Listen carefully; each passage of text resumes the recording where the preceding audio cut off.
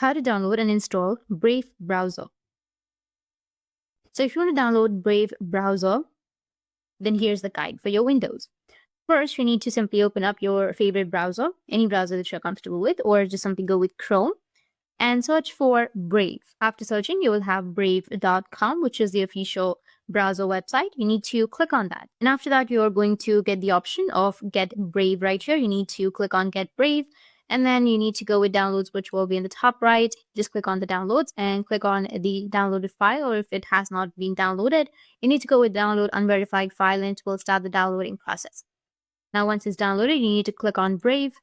So open the installer from your Chrome's downloads and then click on Yes and run the installer.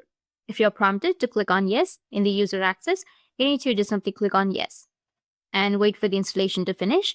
Then import your browser settings from Chrome. That's it. Your browser has been installed. And if you have any questions, feel free to comment below. Thanks for watching.